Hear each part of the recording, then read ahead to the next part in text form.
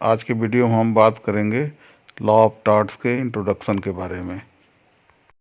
इसमें हम बात करेंगे meaning of torts, definitions of torts, nature of torts and scope of torts.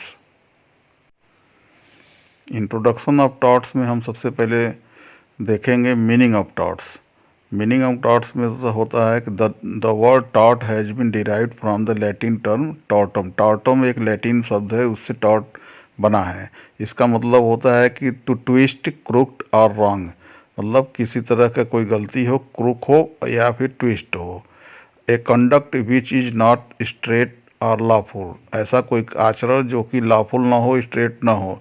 But on the other hand twisted, crooked और unlawful, twisted हो, crooked हो और अनलॉफुल हो। Tort is equivalent to Roman law delict. इसका मतलब ये होता है कि इंग्लिश का जो वर्ड है wrong, and it is synonyms to Hindi word दुष्कृति या अपकृति। The tort is an act और omission done intentionally or unintentionally which prejudicially affected a person in some legal private right।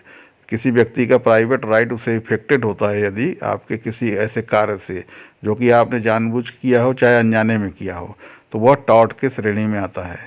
Meaning इसका ये है संक्षेप में कि जो है टॉर्ट वो चीज़ है जो ऐसा कोई कार्य आप कर रहे हो जिससे कि किसी व्यक्ति को कोई हानि हो रही हो या क्षति हो रही हो, वो उसका मतलब होता है कि आपने अपकृत का मतलब टॉर्ट का ऑफेंस किया है।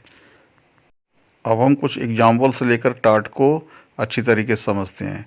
टार्ट में क्या होता है कि अगर किसी व्यक्ति ने किसी व्यक्ति के दूसरे व्यक्ति के खिलाफ ऐसा कोई कार्य किया जिससे उसको कोई किसी तरह की क्षति होती है, तो वो टार्ट के श्रेणी में आता है। अब क्षति दो तरह की होती है, या तो उसको किसी शारीरिक क्षति हुई हो या उसको कोई उसको वैधानिक क्षति हुई हो, जिसको लीगल जो है वो बोलते हैं क्षति। तो उस तरह की चीज़ें जो है टॉर्ट के श्रेणी में आती है। Section 2M of the limitation act 1963, इसमें ये बताया गया है कि टॉर्ट की मीनिंग क्या है।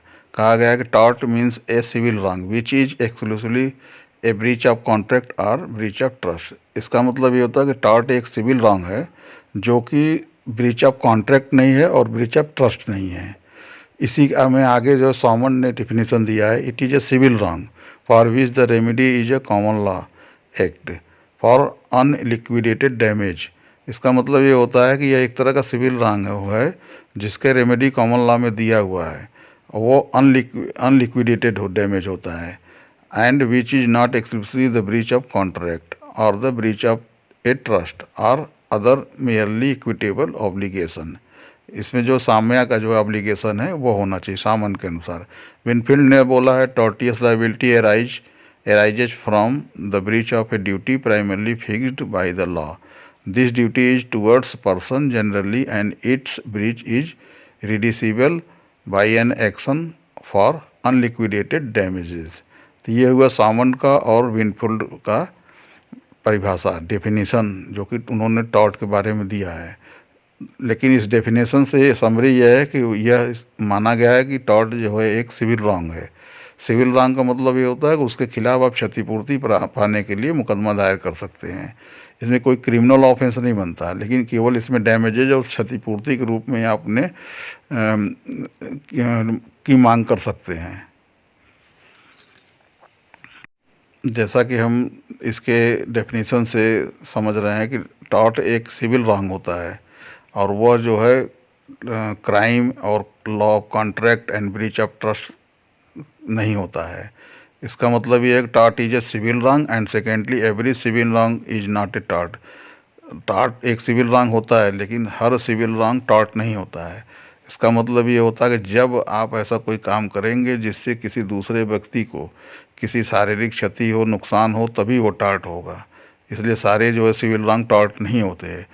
टॉर्ट स्कोप ऑफ टॉर्ट अब हम देखते हैं। Tort is a civil wrong and it has extended its scope very wide. इसका स्कोप बहुत ही ज़्यादा है, from physical injuries to mental injury and from intentional harm to harm done negligently.